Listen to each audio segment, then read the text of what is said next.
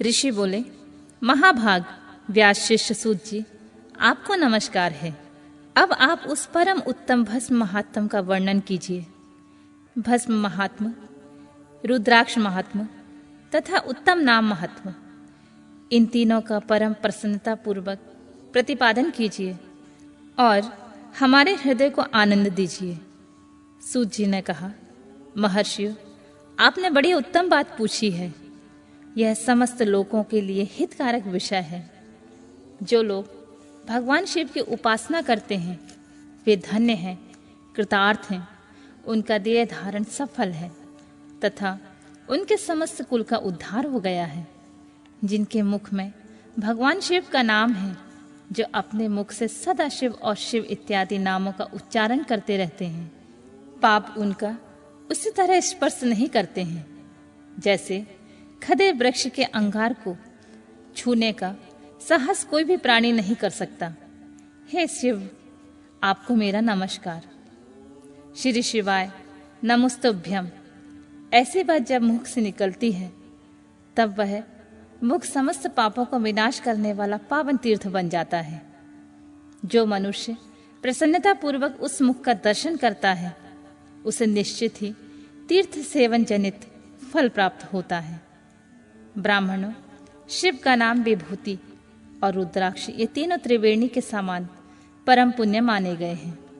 जहाँ ये तीनों शुभतर वस्तुएं सदैव रहती हैं, उनके दर्शन मात्र से मनुष्य त्रिवेणी स्नान का फल पा लेता है। भगवान शिव का नाम गंगा है, विभूति यमुना मानी गई है तथा रुद्राक्ष को सरस्वती कहा गया है। इन तीनों की संयुक्त त्रिवेणी समस्त पापों को नाश करने वाली होती है। श्रेष्ठ ब्राह्मणों, इन तीनों की महिमा को भगवान महेश्वर के बिना दूसरा कोई भली भांति जानता है।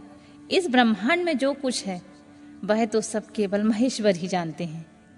विप्रगण, मैं अपनी श्रद्धा भक्ति के अनुसार संक्षेप से भगवान नामों की महिमा का कुछ वर्णन करता हूँ। तुम लोग सब प्रेम पूर्वक सुनो। यह नाम महात्मा समस्त पापों को हर लेने वाला सर्वोत्तम साधन है। शिव इस नाम रूपी दावानल से महान पातक रूपी पर्वत अनायासी भस्म हो जाता है। यह सत्य है, सत्य है, इसमें कोई संशय नहीं है शौनक।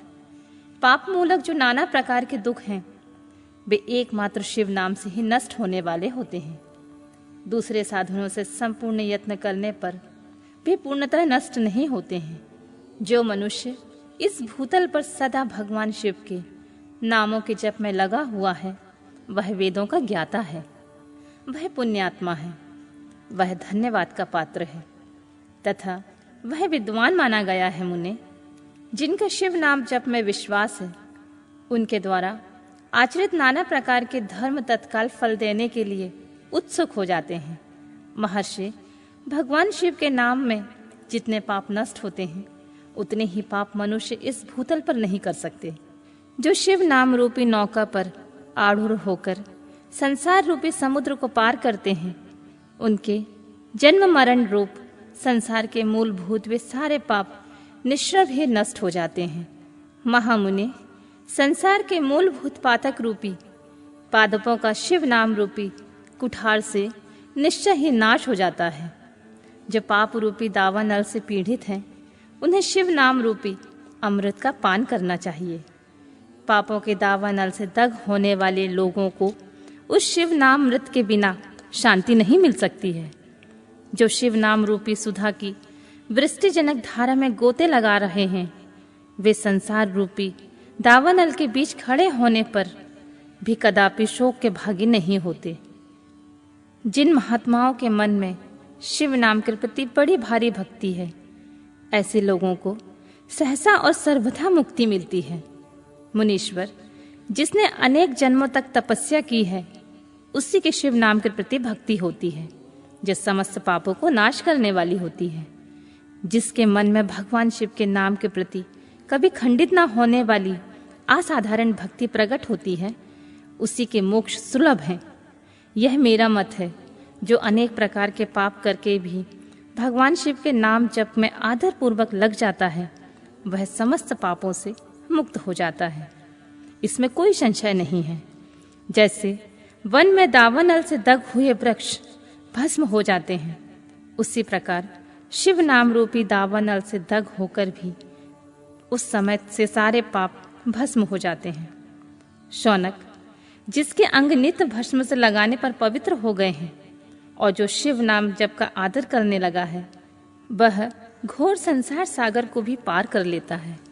संपूर्ण वेदों का अवलोकन करके पूर्ववर्ती महर्षियों ने यह निश्चित किया है कि भगवान शिव के नाम का जाप संसार सागर को पार करने के लिए सर्वोत्तम उपाय है।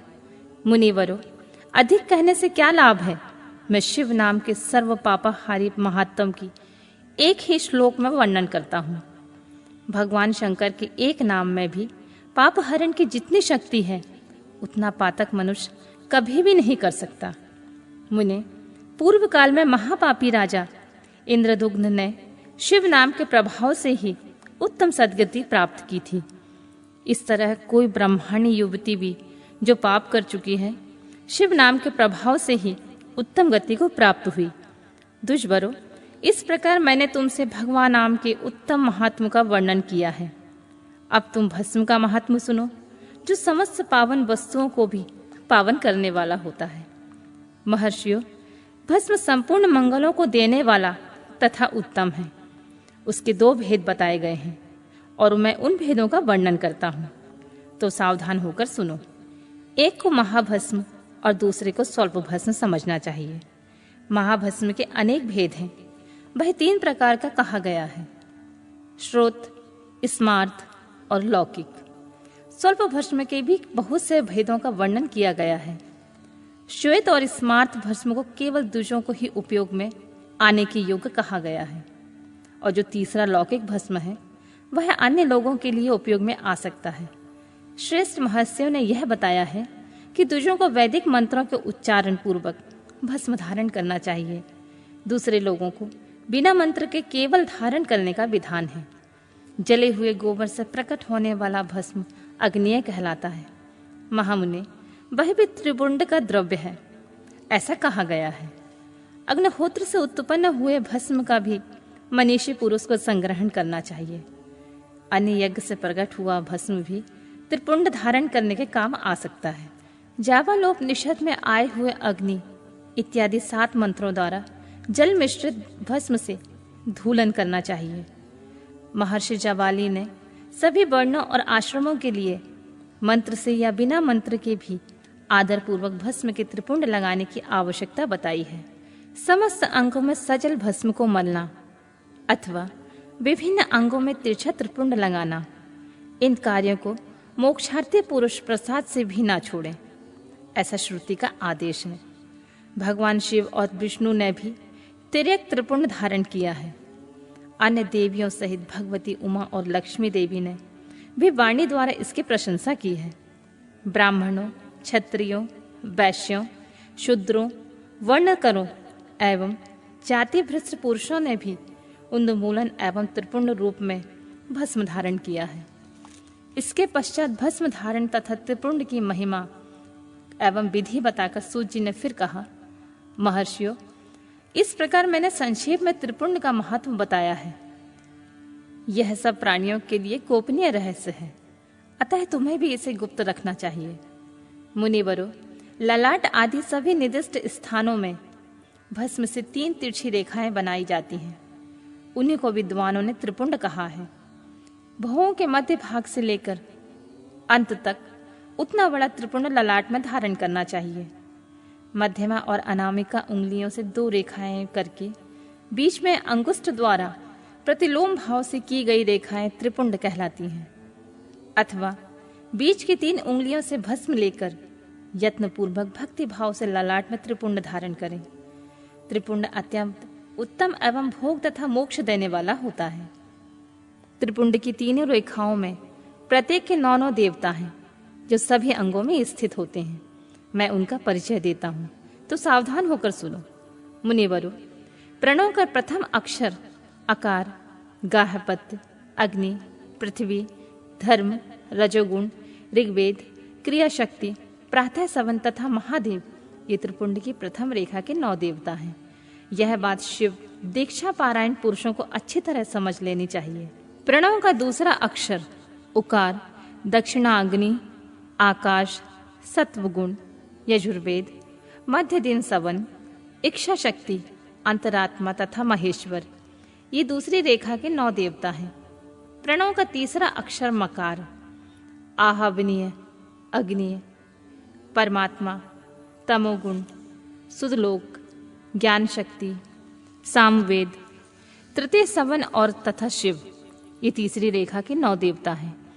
इस प्रकार स्थान देवता को उत्तम भक्ति भाव से नित्य नमस्कार करके स्नान आदि से शुद्ध हुआ पुरुष यदि त्रिपुंड धारण करे तो भोग और मोक्ष को भी प्राप्त कर लेता है। मुनीश्वर, ये संपूर्ण अंगों में स्थान देवता बताए गए हैं। अब उनके संबंध में स्थान बताता हूँ, भक्ति पूर्वक सुनो। 32, 16, 8 अथवा 5 स्थानों में त्रिपुंड का न्यास करें। मस्तक, ललाट, दोनों कान, दोनों नेत्रों, दोनों नासिका, मुख, कंठ, दोनों हाथों, दोनों कोहिनी तथा दोनों कलाई, हृदय, दोनों पार्श्व भाग नाभि, दोनों अंडकोश, दोनों उरु, दोनों कुल्फ, दोनों घुटने, दोनों पिंडली और दोनों पैर, ये 32 उत्तम स्थान हैं। इनमें क्रमशः अग्नि, जल, पृथ्वी, वायु, 10 दिक् प्रदेश, 10 दिक्पाल तथा 8 वसुओं का निवास है। धर, ध्रुव, सोम, आप, अनिल, अनल, प्रत्यूष और प्रभास, ये 8 वसु कहे गए हैं। अब इनका नाम मात्र लेकर इनके स्थान में विद्वान पुरुष त्रिपुंड धारण करे अथवा एकाग्रचित होकर 16 स्थानों में ही त्रिपुंड धारण करे। मस्तक, ललाट, कंठ, दोनों कंधों, दोनों भुजाओं, दोनों कोहिनियों तथा दोनों कलाइयों में, हृदय में, नाभि में, दोनों पसलियों में तथा पृष्ठ भाग में त्रिपुंड लगाकर वहां दोनों अश्विनी कुमार का शिव शक्ति रूप रुद्र, ईश तथा नारद का और वामा आदि 9 शक्तियों का पूजन करें। ये सब मिलकर 16 देवता हैं। अश्विनी कुमार 2 कहे गए हैं, नासत्य और दस्त्र अथवा मस्तक, केश, दोनों कान, मुख, भुजा, हृदय, नाभि, दोनों उरु, दोनों जानु, दोनों पैर और पृष्ठभाग, इन 16 स्थानों में 16 त्रिपुंड का न्यास करें। मस्तक में शिव, केश में चंद्रमा, दोनों कानों में रुद्र और ब्रह्मा, मुख में विघ्नराज गणेश, दोनों भुजाओं में विष्णु और लक्ष्मी, हृदय में शंभु, नाभि में प्रजापति, दोनों उरुओं में नाग और दोनों नाग कन्याएं, दोनों घुटनों में ऋषि कन्याएं, दोनों पैरों में समुद्र और विशाल पृष्ठ भाग में संपूर्ण तीर्थ देवता के रूप में विराजमान है। इस प्रकार 16 स्थानों का परिचय दिया गया। अब 8 स्थान बताए जाते हैं। गुहा, स्थान, ललाट, परम उत्तम, कर्णयुगल, दोनों कंधे, हृदय और नाभि, ये 8 स्थान हैं। इनमें ब्रह्मा तथा सप्त ऋषि, ये 8 देवता बताए गए हैं। मुनीश्वरों, भस्म के स्थान को जानने वाले विद्वानों ने इस तरह 8 स्थानों का परिचय दिया है, अथवा मस्तक, दोनों भुजाएं, हृदय और नाभि, इन 5 स्थान को भस्म वेता पुरुष ने भस्म धारण के योग्य बताया है। यथासंभव देश, काल आदि की अपेक्षा रखते हुए भस्म को अभिमंत्रित करना और जल में मिलाना आदि कार्य करें। यदि भस्म में भी असमर्थ हो तो त्रिपुंड आदि लगाएं। त्रिनेत्रधारी तीनों गुणों के आधार पर तथा तीनों देवताओं के जनक भगवान शिव का स्मरण करते हुए नमः शिवाय कहकर ललाट में त्रिपुंड लगाएं। ईशाभ्याम नमः ऐसा कहकर दोनों पार्श्व भागों में त्रिपुंड धारण करें। बीजाभ्याम नमः यह बोलकर दोनों कलाइयों में भस्म लगावें। पितृपाभ्याम नमः यह कहकर नीचे अंगों में। उमेशाभ्याम नमः ऐसा कहकर ऊपर के अंग में। भीमाय नमः कहकर पीठ में और सिर के पिछले भाग में त्रिपुंड लगाना चाहिए।